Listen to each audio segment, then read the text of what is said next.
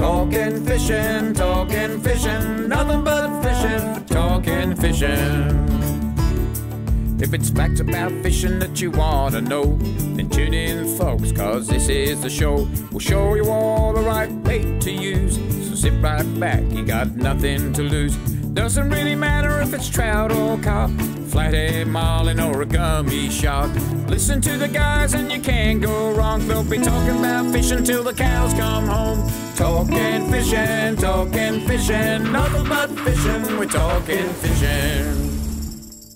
And welcome everyone to Talking Fishing, a big show coming your way tonight. I tell you what, catch of the week, plenty of snapper coming through from Western Port, mailbag, hotspots, and we're going to put our political hats on tonight and talk about what anglers would like from the state government this election. Ads, apart from that, what a beautiful dose of spring weather have we had. Oh, how good are the last 4 days? Almost to the point where today can almost be forgiven because we're all at work anyway. We need a bit of rain. Yeah, and we're all at work anyway. But what a glorious last few days. It felt like legitimate spring was here and summer was on the way. Yeah. Charlie, they say there's still 1.5 metres of snow on Falls Creek. Oh, now, really? is that coming down the rivers? You know, like, are the rivers still cold? Or all of a sudden you've got this warm weather and starting to warm up in the neck of the woods of Shepparton? Oh, look, it's starting to warm up, but yeah, I'd say the snow will slowly melt. Yeah. Come down those streams. It won't come down as like a wall. I was going to say, do you notice it at all? No, not really, because a lot of that will be absorbed by the ground and go underneath, and things like that. So, but you're right. Look, the weather's been magnificent for a farmer. If you're not going to get rain, you might as well have a nice day. So we're getting nice days. So a little bit of rain like last today. Yep. So hopefully that the country's in drought, isn't it? I mean, it is. There's not a lot of rain around, and today was a little bit, but I mean, it really didn't make much of a difference. And I've got to say, you know, like throughout Port Phillip Bay, I was out on Sunday, and I must say, has the water temperature come up or what? Because it was 3 weeks ago yesterday I went out and it was 12.8 degrees. Yep. On Sunday we had 15.7. Yeah. So nearly 3 degrees in 3 weeks it's come up. Amazing, that little bit of temperature. So I haven't had a look at the ocean temperatures because everyone goes, oh yeah, it was sunny, you know, and it warms up. The bay is more influenced by ocean temperatures than it is by you know, the temperature of the day. So obviously some warm currents have come down through the ocean. And that was down towards the heads? Oh, that was right throughout the bay. I mean, I actually drove the boat from Patterson Lakes to Portsea. Okay.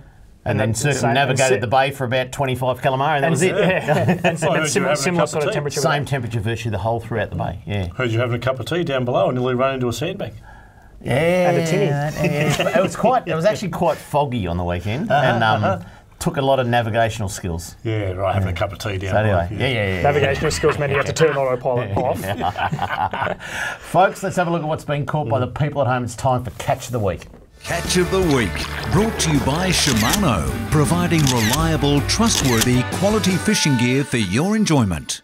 Let's kick it off with Western Port snapper. Western Port is totally out fishing Port Phillip Bay at the moment, and as we said last week, until Jason Turner from Pro Red Fishing Charters, we've got a picture up already, until he goes into Port Phillip, it's not worth fishing. Look at this, Micah Loft, a beautiful little snapper there, little pinky, well not a pink, it's about a 2 kilo job, but snapper of Coronella. And that's the place to be at the moment. Yeah, Micah's from Warrigal, and what a beautiful little first fish, hey? Giddy up. Beautiful colours. Lovely photo. The freshness of that, have a look at that. Another snapper off that lower end of Western Port, in fact, this is out with Jason Turner from Pro Red Fishing Charters. Angel Hoveth, have a look at this for a 6.5 kilo snapper. Now, friend of the family. Yeah, that's right. Yeah, I spoke to Lee Aikman this afternoon via text, and mate, that goes on the personal record because you just got outfished by the missus. So good on you, old mate. You got to lift your game throughout the rest of the season. That's it. 6.5 kilo. Thank you very much. Great fish. Yeah.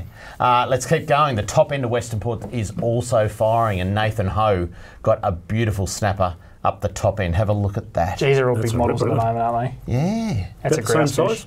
About the same size, I reckon? 6.5 kilo? Be a good 6. Easy 6. It's a big looking fish. Isn't it funny how some people measure it by the kilo? Yeah. And if you don't know, then you measure it by centimetres. Are you centimetres or kilos in a snapper? Kilos. Yeah. Well, it depends which sounds impressive. But have a look. John measures by the centimetres.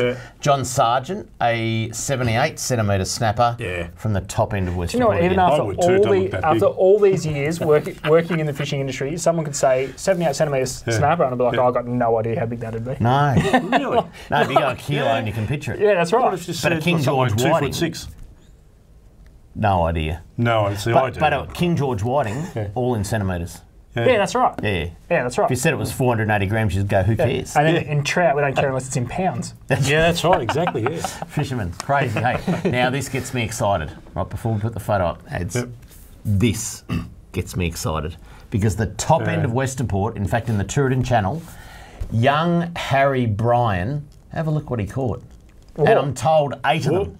That's a legitimate 45 centimetre whiting. That is... Nice fish. That's about 480 grams. It's got some belly on it too. Yeah, no, that is a cracking whiting. Well done, Harry. It's not whiting season, David. I know. All right, let's head over to Port Phillip Bay, where we said it's not firing as much as Western Port, but it's still all right. A lot of boats still out. Fish there. A lot of boats out on the weekend. And Warren's got it sussed. Warren Chapman, he did pretty good. He was off Mount Martha, deep. And he's given that a good cuddle. Yeah, nice little cuddle. Yes. Well deserved. Beautiful snapper. Get the slime off it. The other thing that is hanging off the Mount Martha rocks, but also I'm told the Mornington Pier, in big numbers, a monster salmon. Oh, the Sambos, still around. They're in monsters, so they're getting them off Mornington Pier, but they're getting them also off the Mount Martha rocks. And have a look at this, Annalise Groves, no relation to Tony Groves, we don't think. But have a look at Annalise. That's a good one. That is a cracking salmon, isn't it? Off the rocks too. Yeah, that's nice. Let's head up further north of the bay, and Neil McKenzie got a lovely 6.3 kilo snapper off Altona. Macca. Great contributor to the show. Good shirt, Neil. Macca. Yeah, they must have got that for free. They must have been going on special.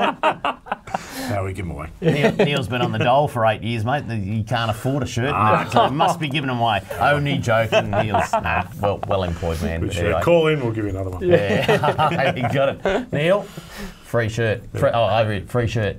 And lucky last, I don't know how this bloke got it, because I was over at Queenscliff on Sunday, and you could only just see the boats that were 20 metres away from him because of the fog, and I only saw one other boat get a calamari. It was tough fishing. Just talking to Chris tonight on the way into work here, and he said they're just littered. Like calamari over there is just, I think he's going to go out and try and catch one on a closed peg. They're that prolific. Well, let's talk about that, but let's just show this one. Lou Cipri, he got a cracking calamari off Queenscliff, obviously after the fog lifted. So well done, Lou, on that.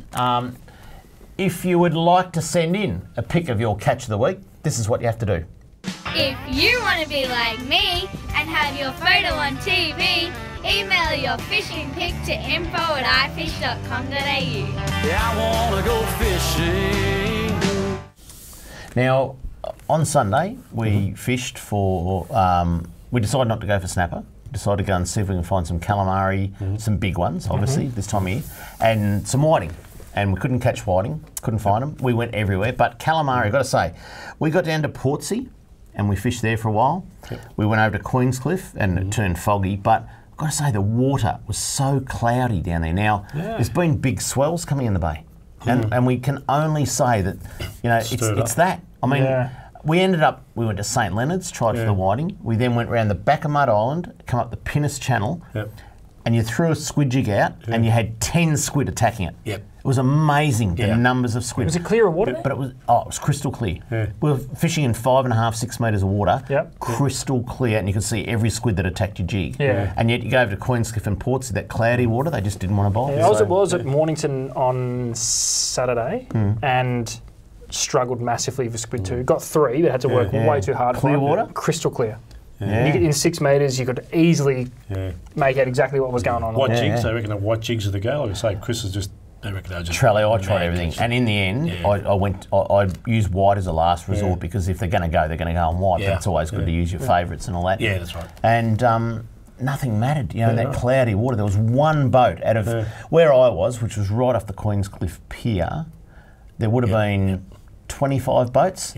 One boat I saw catching squid. And he had 2 kids on board and he was using white. We could see his jigs. We went, I use the white, you know. And it didn't work. It was just one of those days. Very difficult. So anyway, that's the way it is. That's fishing. Coming up next, fisheries news straight after this on Talking Fishing. Talking fishing. We know what you'd rather be doing. We know what you've really got in mind. We know you'd rather be out fishing. And today's the day you're gonna wet a line. 'Cause every day's a good day. Stop wishing. Every day's a chance to drift away. Drift away. Every day's a good day for fishing. See it down and tackle world today. Talking fishing, nothing but fishing. We're talking fishing. Live from the studios of Channel 31 Melbourne, it's now time for some very fishy news. All right, a bit of news this week, a bit of different news this week. Have a look at the first one. The headline is, "Welcome to the Meter Club." Oh, Oh, yeah. The Meter Club. Yeah. can I tell you what my first thought is? Yep. Was there a meter barra at Hazelwood? No. Can't be far off. You want to guess? The Meter Club, your cod, I reckon. Nah. What? Have a look at this, the photo. Meter Club? Meter Flatty. Club of Flathead. Dusky. This is what happened to Vicky. Vicky was out on Malakuta Inlet, and the fisheries officers were patrolling Malakuta when they came across Vicky Sims from Eden. Yep. And Vicky, she'd managed to hook an enormous 1.05, it says here, flathead. It was taken using a soft plastic in 2 metres of water and released to fight another day. Congratulations, Vicky, what a catch. Good work. That is news. That's when mad. a 1 metre crocodile You comes could out of argue it should have been Malakuta. catch of the week. 35 centimetres across. Could have been catch of the week, but she didn't send it in. Vicky Sims, I don't think they get it up in Eden, our show. Okay. So, I suppose it's not a Victorian fisheries. thing, is it? Stream No, life. that was up on their news. So, the next one. Thanks, I'll just read it as it is. Thanks to the dedication and hard work of local fisher and resident John Williams, there will soon be a fishing jetty at Clifton Springs that extends out 70 metres. Now, this is the existing one there. And John, who's pictured there in lovely... Yellow cardigan? well, it's not a cardigan because the cardigans have buttons, but a lovely yellow jumper there. John was the driving force behind the campaign to extend the jetty so that children and families can experience safe and accessible fishing. In recognition of John's efforts, Lisa Neville, who was pictured in that last photo, it's gone, today revealed a plaque for John at the start of the jetty. It's called John's Fishing Spot. You can see it up there. Well done, John. The extension, which has been funded through Target 1 million, also includes a light at the end of the platform, handrails and rod holders, and will be completed later this month. It'll provide better access to deeper water for flathead, King George whiting, snapper, and I've got to say calamari because I went to the launch of that when they initially announced the funding, and even though the initial pier is only about 25 metres, black deck, Yeah, right. Nice. covered So in it's black getting ink. better. Black So when it's out to 70 metres, Yeah. that is going to be a cracking Yeah, jetty. 50 metres, that's a long way. That's good. Yeah, Good. it's going to be a cracking jetty. So work, John. there you go. Absolutely. Well done, John. Local hero. All right, the next one. Grants. The headline is grants available to make fishing even better. The Andrews Labor government is calling for great ideas, big and small, to make recreational fishing in Victoria even better. Minister for Agriculture and Fisheries Jarla Pulford announced that the 2018-19 round of recreational fishing grants program is now open, returning money collected through fishing licence fees back into recreational anglers. The project proposals, between 5,000 and 100,000 qualify for large grants program. And I'm a bit lost here, which has 4 categories. 4 categories. I think we've got them coming up. Yep. Fisheries sustainability and habitat improvement, fishing access and facilities, fisheries-related education, information and training, and recreational fishing research. That's the 4 categories. The program is open to fishing clubs, community groups, incorporated bodies, and government and statutory bodies. Applications for large grants close on the 28th of February 2019, so plenty of time. Small grants up to $5,000 are available all year round. So anyone out there in a fishing club or whatever, if you've got a bit of an idea and it's less than $5,000, open all year to apply for some funds from our licence money. A great Really good. I think we should great bring that up initiative. towards the closing time of that again, because people should be reminded that's a really good maybe program. the start of February, so they've got a month or so to fill out their application. Absolutely. Now, we did say at the start of the program, we're going to put our political hats on. So, boys, if you can we're going to put our political hats on, right? And you've all seen when we do this program normally, We get Jarla on every now and then. Yep. The serious face there, Ads, with the political. I'm getting very political. Charlie, I said make a hat. I did. You were damn quick. I know. What is that? Make America great again. Make fisheries great again. Only you would own one of them. Trump would do that. Only you would own one of them. So we've all seen Jarla's list, and we'd have crossed live into her fridge. We are going to start the new list starting tonight. This is what the feedback from anglers tells us, that this is what we want. Any new government, whether it's Labor, Liberal, whoever's voted in, we have a list of things. We're going to pop it up now. Let's start on the first one. We're going to talk through this. On the left is Labor, Daniel Andrews. Daniel's all ears when it comes to this stuff. Yeah, he is. Yeah, he is. And on the right, Liberal, Matthew Guy, Charlie. Yep, all smiles. I'll tell you what, none of them will be smiling if they don't start getting some ticks, right? But let's kick it off with the top of the list. Let's talk about it. Abolish boat ramp fees. I've got to say that abolishing boat ramp fees has got to be the number one bugbear of anglers. Yep. They all hate paying their $13 or their $15 or their $17, right? That's right. And what do they get for it? Well, they get pain at the ramp because you've got to work out how to do an app. And not guaranteed a car parking spot. And that's right. So you pay and you haven't got a car parking spot. Don't get me started on Sereno, because I'm going to get to that in a minute. I'm going to get to Sereno in a minute. The Mornington Peninsula is stuffed, Trelly.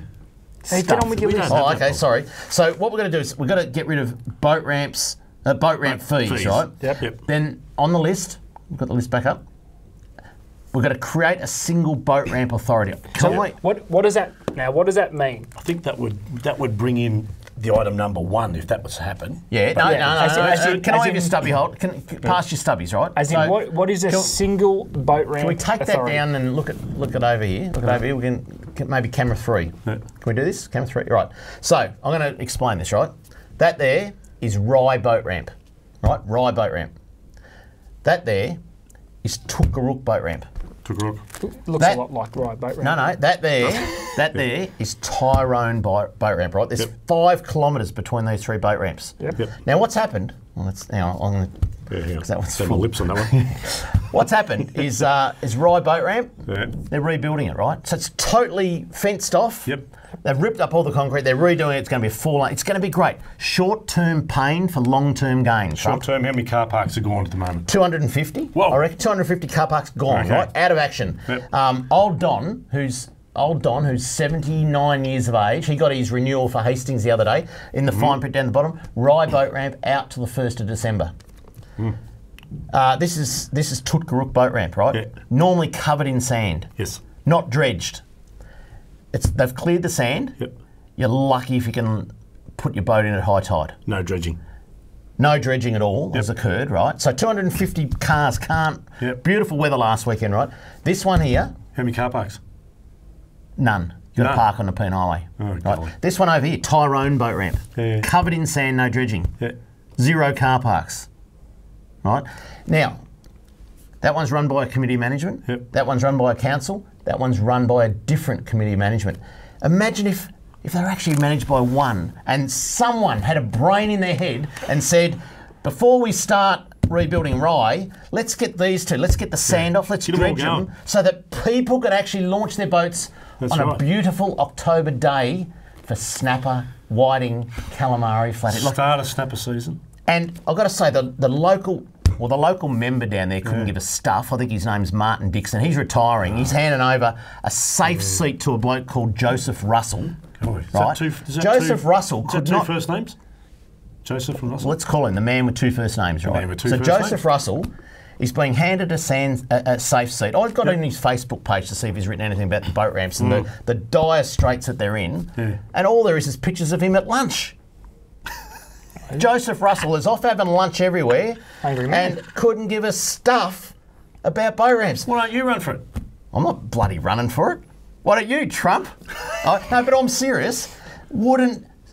This is why boat ramps are going to be run by one single authority with someone with a brain. It's pretty clear. Even half a brain would be better because I'm telling you now, you go to Sorrento at 7 o'clock in the morning, you can't get a car park, and then you get a fine for parking outside of the car park, all because no one with a brain is managing boat ramps. I'm sorry, it's in bad nick. Charlie. It's in bad very nick. And if anyone badly managed, anyone can fix this situation seriously, because it's in dire straits down the Mornington. So that comes back to your list of what else- priorities. Well, else you let's get on the list. Let's get on the list. And the reason there's crosses there on Matthew Guy's side is because Matthew Guy has already made the announcement about boat ramps. Yep. He didn't listen to the people, right? So he made a great announcement on the next one. All boat ramp licence and registration fees will go into a trust account, right? So he's going to do that. He said he's going to do that, but he forgot to abolish boat ramp fees. He forgot to create a single boat ramp authority. He did come out and say, the Port of Melbourne will manage them, but they're not going to. They haven't changed the on-land stuff. So that's not a single. It's just palming it off to someone else. And you know they're politicians; they can change their mind. So these boxes can be ticked off. But Trelly, if anyone out there knows Matthew Guy or any of his advisors, we've sent emails, we've made phone calls. No one's listening from his side. Let's get the list back up, because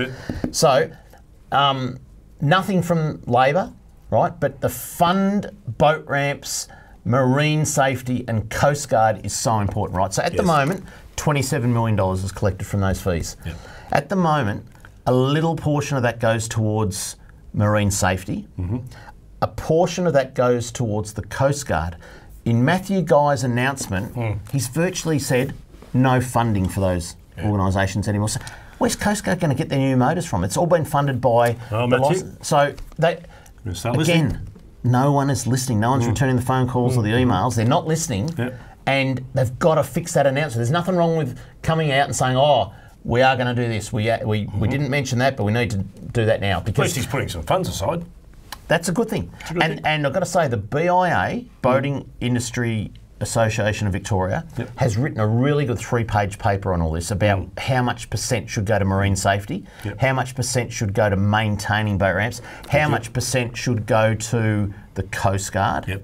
It's a really good paper. No one's reading it. But anyway, that's it. We've got to go to a break. After we come back, quick product of the week. And then put our part 2. Political hats back on. See you straight after this. Talking fishing.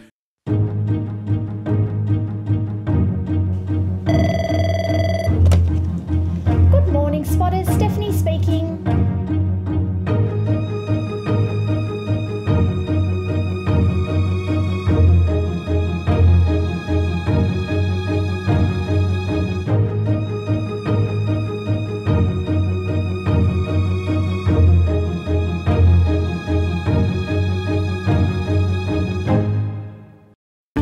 Product of the week, brought to you by Tackle World. Talking fishing.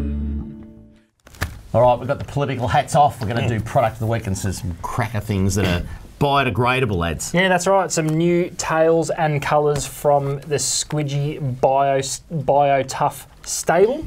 So I'll quickly run through the new colours. And there is a few new tails. We'll get to that because they're pretty cool. But some couple of colour updates to begin with. This right here, I don't know how hard. Oh, there we go. Now you can see that. A blue pilly colour. You'll find them in the bigger baits. So the bigger flick baits and the squidgy fish, all that sort of stuff. So that's going to be good for our snapper and pinkies and bits and pieces. Now, don't forget, these are your Bio Tough 10X material. So, Charlie, you grab a hold of the tail. And Dave, you grab a hold of the head. Oh, what? Look at that. Look at that. Oh, that's Are you serious? That is pretty tough to break. So, no more of these one fish wonder type things. That is the same material in all these different tails. So that's a pretty cool thing. Going back to shape. That's right.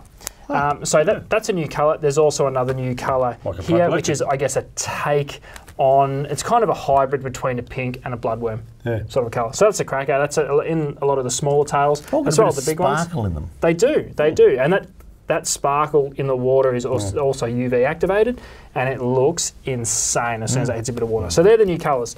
Now to the exciting new tails. Dave, you're commenting on this as we're taking them out of the packet in the break. This is called a Squidgy Bio Crawler. A crawler.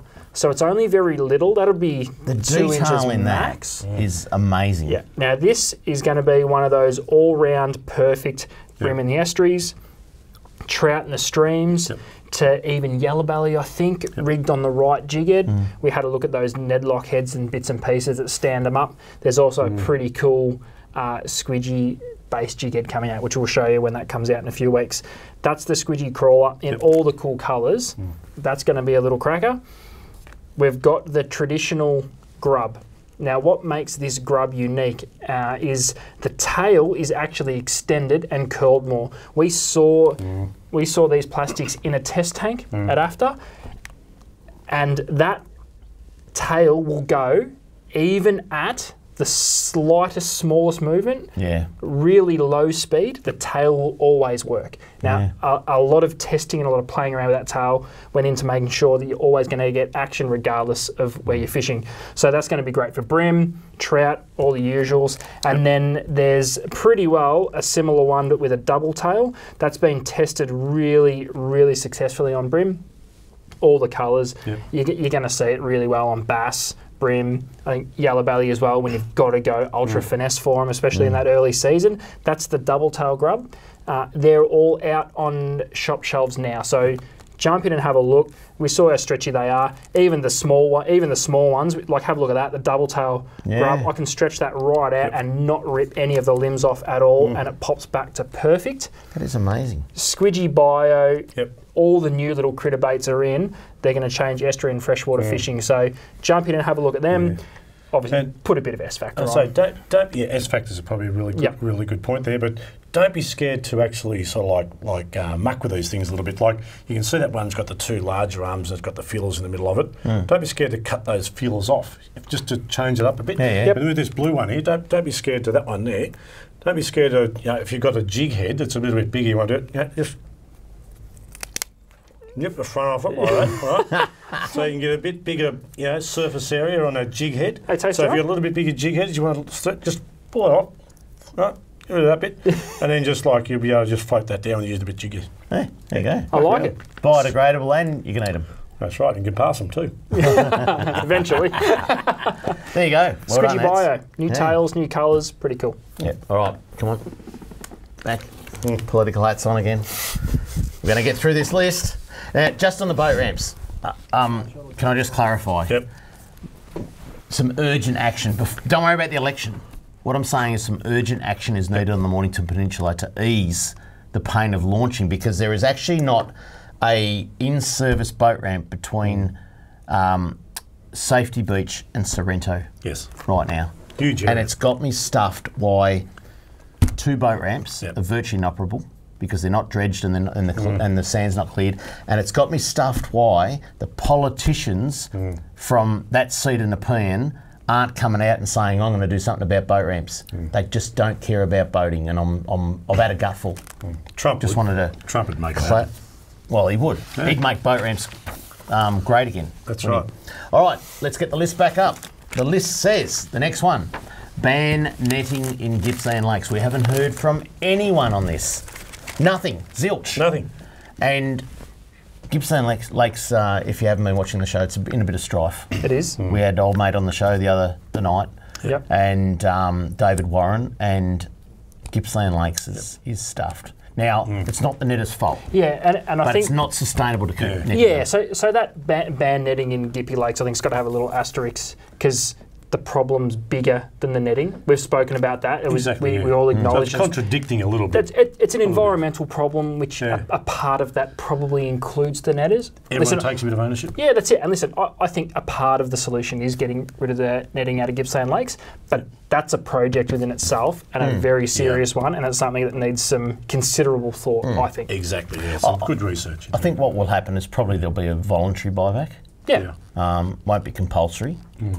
I think that's where it's headed, because well, the numbers are dwindling that badly. You can't tell me it's really sustainable for the netters and pro fishers anyway. Really. So if they're not making any money out of it, would you not take a bit of money for a buyback and when explore other you break down options? that gross amount, what you're talking about, is still like 1.2 million fish they're taking out there, wasn't it? Something like that. You take the weight, which is fine, we can all identify with the weight, but when you convert that into a 400 gram fish, it's like 1.2 million fish. Exactly, Mad. So that's that. Something needs to be done, and we need to hear from both sides. Now, I think down in the Gippsland Lakes, that's been a national seat for a long time. Yes. Sorry, it's an independent for a while with Craig Ingram. Yes. I think it's now with Tim Bull at the moment, who's a national, and I don't know where it's headed. Yeah, well, they usually like in by a very small percentage as far as in the political scene of things. So it could swing. It depends on what they do down there and the policies they bring with them. What would Trump do? The Gippsland Lakes? Trump would just make it happen, wouldn't he? He'd build a wall, retaining wall. He just keep everyone out until it's good. Keep the Mexicans out. Keep the Mexicans out. That's right. All right, let's get the list back up. What's the next one? The next one is build a new native fish hatchery. We desperately need a new native fish hatchery. Ooh, so there's a big tick on the left-hand side there, on the left-hand side because, I'll just fix you there. Yeah, there you go. Because Jarla Pulford, the current Minister for Fisheries, announced that on the show last week that $7 million will contribute to building a new native fish hatchery in the Shepparton region, Charlie. Correct. Been much news in the Shepparton news up there about that? Yes, it came out in the local paper the day after it was announced on air last week, which was really good, with Susanna Shood being our independent up there. And she's supportive of it? Yeah, absolutely, yeah. Yeah, I don't think anyone would not be supportive of it. They'd be sort of like a political, sacrifice. So, but there's a lot of different areas that they can put it in, the different landscapes. So, I suggested a couple. They've been doing the research up there, so it will happen. We hope that the other side of government ticks off on this. But great to see the government of the day taking initiative and putting that big tick in that box on that side. Still at risk though. They need to be elected in. So, where do you think the coalition sits on this one? I mean, it probably sits with Peter Walsh right now, and why wouldn't he just come out, get this one done, get a tick on the list? Yeah, why wouldn't Walsh just come out and do it? Are there any negatives to it? Like, I'm a bit average when it comes to knowing a bit about this stuff, but is there a negative to building another hatchery, to be perfectly honest with you? I can't think of it. And I like to look at both sides, like we all do. Yeah, that's right. It's a no-brainer, isn't it? Peter Walsh wants to come out and do it. He should do it straight away. away. Get the tick done on that one, I reckon. But it's politics. Some things move slow. Next one's easy. The next one is stock 20 million fish over the next 4 years. It's get it done. Exactly what the current government's done. It's exactly what has been done in the past. So, and with the second hatchery, it's going to help that big time. Yeah, give it a couple of years, it'll be 20, 30 million. Bang, next. Both parties need to come out though. Just get us through the next 4 years, because the new hatchery will kick in, and whatever the horizon brings is what it brings. All right, that's it for the list. Up next, Kramer's Mailbag. Then we're going to put the hats back on, talk more politics straight after this on Talking Fishing. Talking Fishing. We know what you'd rather be doing. We know what you've really got in mind. We know you'd rather be out fishing. And today's the day you're gonna wet a line. 'Cause every day's a good day. Stop wishing. Every day's a chance to drift away. Drift away. Every day's a good day for fishing. See it down and tackle world today. Talking fishing, nothing but fishing. We're talking fishing.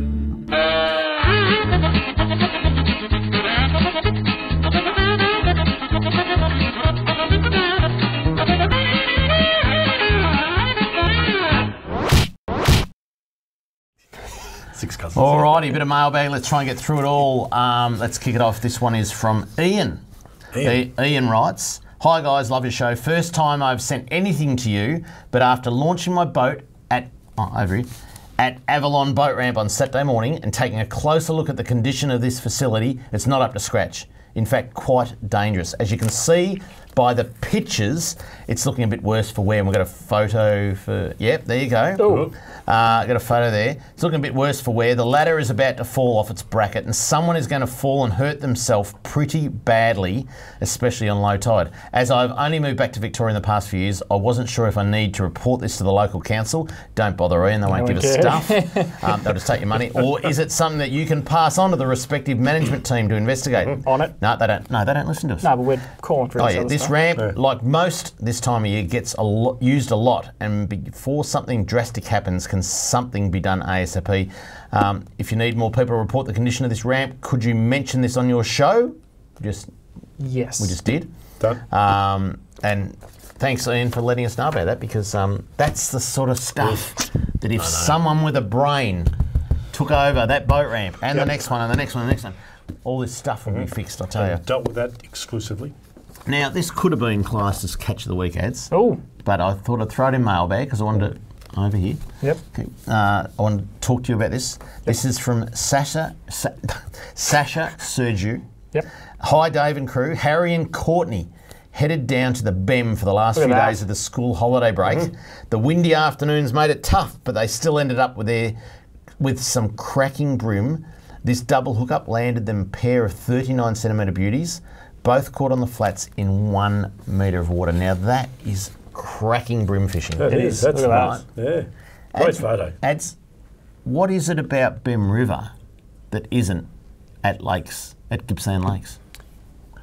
It's a great question. It's not netted. No. Well, do you know what though, Charlie? That doesn't sound ridiculous because the thing I saw on BEM probably gets more fishing pressure than it ever has these days. It's well and truly on the map. Recreationally. I still think it's the greatest place on earth to go fishing. Yeah. I just love it.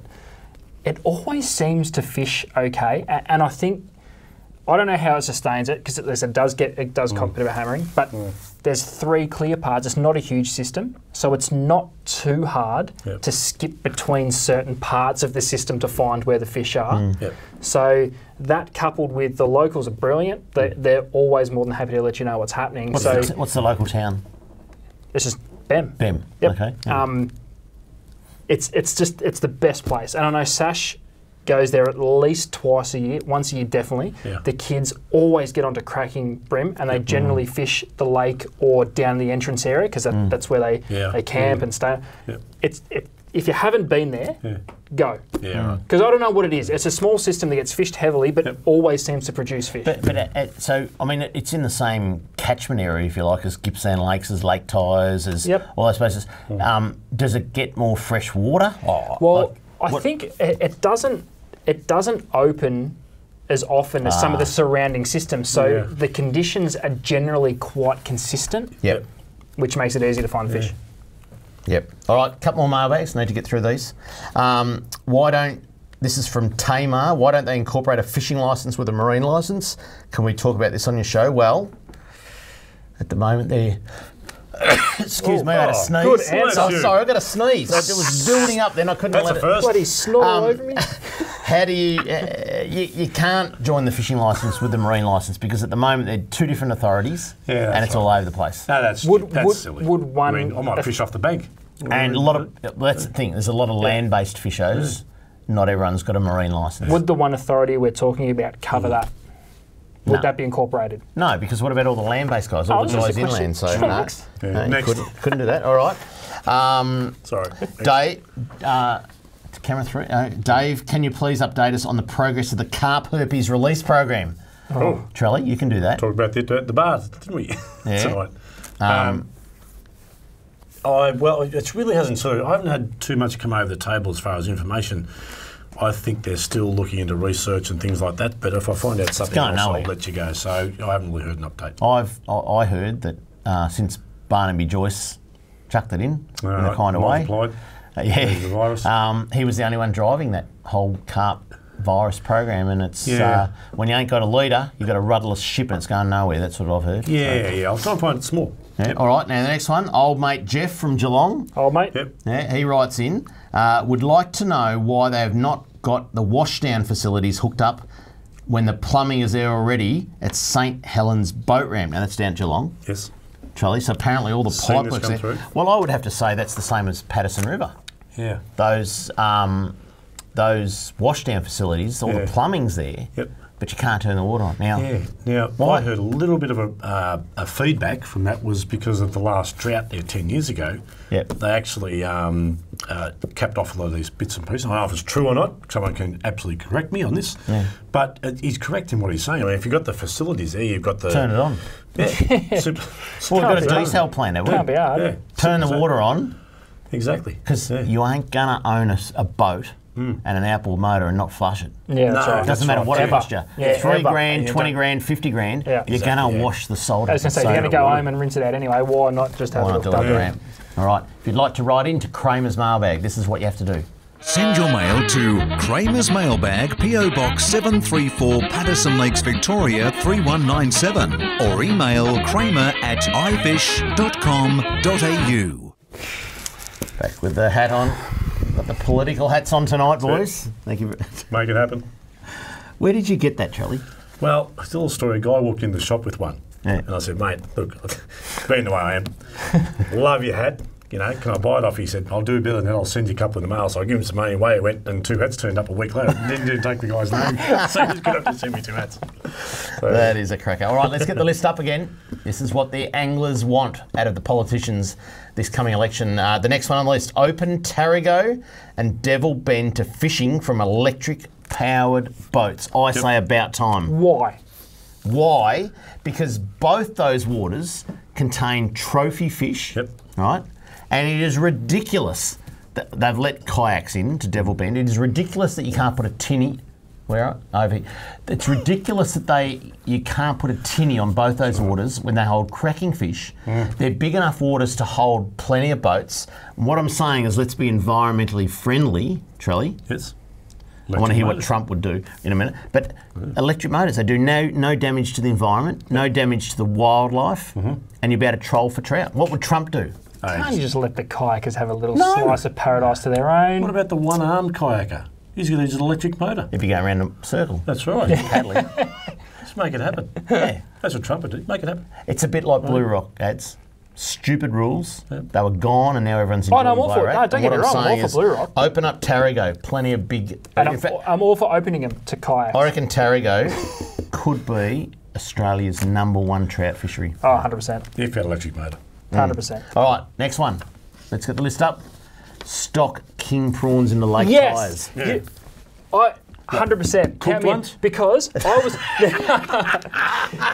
was there with Dave when they tried this. Hang on. Let's get serious. We pressed a button, haven't we? No, and that was the most fun I've had in a long time. There would have been 1,000 people on the water at midnight with nets and torches scooping the hell out of these prawns, and it was awesome, and everyone deserves to have a chance of doing that. That was that night. You and I were drinking red wine, cooking our prawns, and that bloke Bruce Kefford was driving out.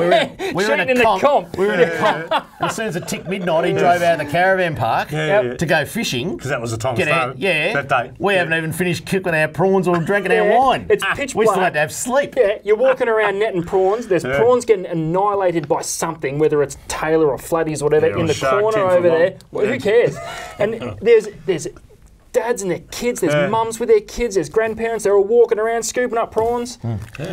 Make it happen. For a piddly price of putting prawns in lake tyres, the economic activity that creates. Yep. Tell us how you feel. That's as political. That's as political as I'm going to get. He'd be listening to an advisor like this bloke and just make it happen. That's as political. That's as political as I'm going to get. Get prawns in the tyres, right? Left it on a platform and just makes it happen. He'd be the head of the FBI next week, I tell you. Coming up next, hotspots on Talking Fishing. See you soon. Talking Fishing. G'day, Callan here from Paul Worslam's Tackle World Cranbourne. Supercharged batteries have been supplying maintenance-free marine batteries since 2001. The Seamaster Gold range is second to none, delivering superior starting power and reserve capacity. No need to top up with water, truly a fit and forget battery. With up to 2 years replacement warranty, you know you have quality. Your battery is your lifeline. Without it, you're dead in the water because it's bloody hard to push start. I've got a Seamaster battery in my boat. Make yours a Seamaster Gold today. Talking fishing, nothing but fishing, we're talking fishing. And now the segment you've all been waiting for. Hotspots, brought to you by Seamaster Batteries. Make yours a Seamaster Gold today. Now, the all-important hotspots, boys. Just before we go ahead with that, I would say, on that last little bit of segment you talked about, I would say, with certain words, not stocking lake tyres with prawns is dumb. Is dumb. There you go. You've heard it from the man himself. Write that down. Trump. Good authority. Mr. Trump. Not stocking prawns in the lake tyres is dumb. Write it down. Oh, you want to see what goes on during the ad breaks. All right, let's get into the hot spots. And the first one up the top end of Port Phillip Bay. It is starting to warm. I reckon. Yeah, I like this one. Might be 17 degrees by the end of the week, I reckon, boys. I like this one. Altona has got to be #1 for snapper. Right out the front of Trellies in Laverton. That's right. You want all the good goss on how to fish and where to fish. Sort of area. Yes, they've been catching a few there. Now the word's out. Also down near Trellies in Geelong, Queenscliff is the next hotspot. I tell you what, some big calamari. I know it was tough on the weekend, but for the majority of the time, and that water will clear up. A little bit of rain, that will spark things off in Queenscliff. And there's a squeeze of them down there. Yeah, and big. And white jigs, white jigs, you catch them on a closed big. Yeah. Nice. There you go. Waiting for let's head over to Western Port now. And big call, Dave. It is a big call. Big call, I'm telling Dave. you, there are some fish up the top end. Gentle Annie. Give it a go for King George Whiting, I'm telling you. I like it. Big call. I like it. What's that? It's big call. Well, she's a bit early. And Whiting's been tough. She's a bit early. No, the Whiting a bit early. I like the way you say that. All right, let's move on. Pelican Island. Another good one. Snapper. Write this one down. Launch at Coronella. There's going to be 4 million people there this weekend. There is some cracking weather coming. I'll talk about that in a minute. But Pelican Island for snapper. Trelly, the news is out. Yeah. The Yellowbelly are on at Eildon. Dead set. Yeah. Look at this. Ones, That's the next hotspot. Wow. Lake Eildon, Yellowbelly. Gets this time of year, the water warms up. But I would not, look, a yellowbelly going, but I would not go past taking up a big lure or a big spinnerbait or a big diving lure for cod. They're getting some cracking cod up there too. Yeah. Whereabouts to the Yellowbelly? Just around the bend. Bonnie Doonam, probably Bonnie Doonam would be the which is a bit less than what it was in previous years, Bonnie Doonam. Yeah, it's running about 53% at the moment. Irrigator's got 80% water allocation as opposed to New South Wales, they've got 0% water allocation, just for farmers out there. It's pretty tough. 53%, so there's plenty of water there still, heaps of water there still. Cool. All right, lucky last, the hot spot for the week, Port Welshpool. There's some magnificent snapper and gummies coming from Port Welshpool at the moment. So for those of you that like making the trek down there, certainly worth it right now. There you go. I like it. Yeah. Welshie. All right, now, one thing, I know we've had the list on tonight, and we had 1, 2, 3, 4, 5, So this is a rolling 7, list, by the way. There'll be a few amendments, there'll be a few announcements, a few ticks, a few crosses. Well, we'll bring them to you. You reckon?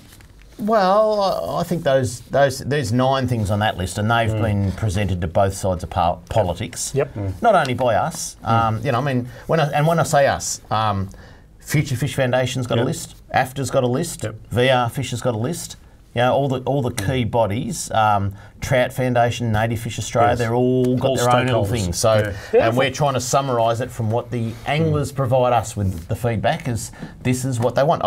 You look on our social media tonight, we're going live on Facebook, and most of the comments are, we are sick of paying to paying for launching and parking of boat ramps. Yeah. Sick and tired of it, the anglers. So that's why that was #1 on the list. But can also say that there is a full list, and I know you can't see that at home, but there's actually 36 items that we've presented to government to say, hey, these, and some of them include, let me go through them, provide adequate funding to Stobbs Creek for infrastructure improvements, because that place is 70 years old. It's at capacity. 70 years young. Yeah, it needs a little bit of money. Not much, just a little bit to bring it up to date. Stobbs Creek.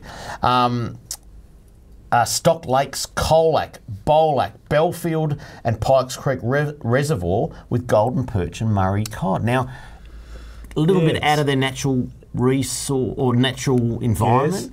But climate change. What would Trump do? Oh, he'd just build a wall, make it happen, build a new dam, probably. Put him in. He wouldn't muck around with Tarrago. No.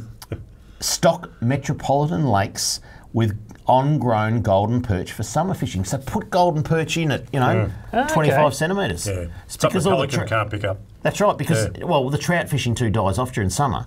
All these metropolitan lakes, good water, put golden perch in them. Exactly. What else we got here? Install access and a boat ramp at Cow's Swamp. Got no idea. Catching a lot of redfin and yellowbelly up there at the moment. Provide a new fisheries office in the southeastern suburbs, because Mornington looks after a massive area. Get another one. Establish new artificial reefs adjacent to Port Phillip Heads and further into the bay. Now, one of the ideas there is that everybody who fishes for kingfish right now, they know that you have to fish virtually in the shipping channel. Yes. That's where the kings are. It's only a matter of time where the Port of Melbourne or marine safety, whatever, says enough's enough when we're going to ban fishing in the heads. And it is. It can be dangerous, particularly when ships are coming in and out all the time. Why don't we try and get an artificial reef off to the side and attract the kingfish? Keep the fish in there. That's a good idea. Keep them out of the shipping channel. So, all right, let me keep going. Establish a $5 million infrastructure funding program for discretionary use over the next 4 years. So Victorian Fisheries Authority, they can have $5 million just to spend on whatever, just to get stuff done because they're known. Install fish aggregating devices, FADs, along Victoria's coastline. Extend Mordialloc Pier. It's a popular place. Needs to be bigger. Reinstate, I like this one. Reinstate the DELP lease agreement for access to the west bank of Bull and Merri. DELP used to pay a little fee to the landowners, and then as DELP do, they cut it. And all of a sudden the landowner said, well, no one's allowed on that part of the banks of Lake Bull and Merri. It cost $100 a year. And access is a big thing, even up our way, access with old roads and bits and pieces where farmers have cut them off and traders can't get in. We'd be happy to hear your thoughts at home. Get on our Facebook page or email us, whatever you want to do. But we'd like to know, have we got this right? We're going to keep pushing that over the next few weeks and hopefully get some politicians in on the show to talk about their announcements. But that's it for Talking Fishing. We hope you enjoyed the show. Starting Thursday, every day is over 20 degrees for the next 8 days. It's daylight savings. The water temperature is rising. There's no excuse, boys. Get out and wet a line. Get out there. Till we see you again next Tuesday on Talking Fishing, please stay safe on the water and enjoy your fishing. Talking fishing, nothing but fishing, we're talking fishing. We got all you need, just take a look.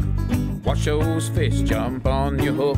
So just relax and take your time. Enjoy the show, then drop us a line. Talking fishing, nothing but fishing, we're talking fishing. Talking fishing, nothing but fishing, we're talking fishing. Talking fishing. Have a good weekend, Mr. Walker. You too, son.